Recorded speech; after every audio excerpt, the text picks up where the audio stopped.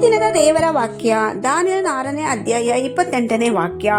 ಹೀಗೆ ಆ ದಾನಿಯೇಲನು ದಾರ್ಯಾವೆಷನ ಆಳ್ವಿಕೆಯಲ್ಲಿಯೂ ಪರಸೀಯನಾದ ಕೋರೆಷನ ಆಳ್ವಿಕೆಯಲ್ಲೂ ಜಯವಾಗಿಯೇ ಬಾಳಿದನು.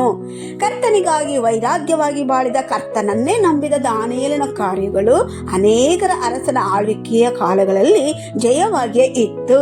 ಹಲ್ಲೆಲೂಯಾ. ದಾನಿಯೇಲನಿಗೆ ವಿರೋಧವಾಗಿ ಮನುಷ್ಯರು ವಿರೋಧಿಸುವಾಗಲೂ ಅವನ ಕಾರ್ಯಗಳು ಜಯವಾಗಿಯೇ ಇತ್ತು. ದಾನಿಯೇಲನು ಸಿಂಹದ ಗುಹೆಯಲ್ಲಿ ತಳ್ಳಿದಾಗಲೂ ಅವನ ಕಾರ್ಯವು ಜಯವಾಗಿಯೇ ಇತ್ತು.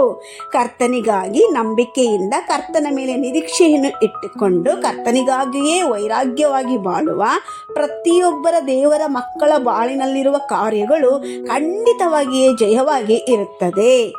ದಾನಿಯೇಲನ ಬಾಳಿನಲ್ಲಿ ಹೇಗೆ ಜಯವಾಗಿ ಇತ್ತು, ಅರಸರ ಕಾಲದಲ್ಲಿ ಅವನೆಲ್ಲ ಕಾರ್ಯಗಳು ಹೇಗೆ ಜಯವಾಗಿ ಇತ್ತು, ಅದರಂತೆಯೇ ದೇವರ ಮಕ್ಕಳಾದ ನಿಮ್ಮ ಬಾಳಿನಲ್ಲಿಯೂ ಸಹ ಎಂತಹ ಪರಿಸ್ಥಿತಿಗಳಲ್ಲೂ ನೀವು ಇದ್ದರೂ ಹಾದು ಹೋಗುತ್ತಾ ಇದ್ದರೂ ನಿಮ್ಮ ಬಾಳಲ್ಲಿ ಜಯ ಉಂಟು.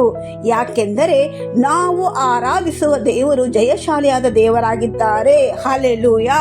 ಲೋಕವನ್ನು ಜಯಿಸಿದ್ದಾರೆ. ಹಲ್ಲೆಲೂಯಾ. ಮರಣವನ್ನು ಜಯಿಸಿದವರಾಗಿದ್ದಾರೆ. ಆ ಜಯವನ್ನು ಕೊಡುವ ದೇವರ ನಾಮವನ್ನು ಮಹಿಮೆ ಪಡಿಸೋಣ, ಜಯವನ್ನು ಪಡೆದುಕೊಳ್ಳೋಣ. ನಿಮ್ಮ ಎಲ್ಲ ಕಾರ್ಯಗಳು ಜಯವಾಗಿ ಇರುವುದಕ್ಕೆ ಕರ್ತನು ನಿಮ್ಮನ್ನು ಆಶೀರ್ವದಿಸಲಿ. ಆಮೇನ್.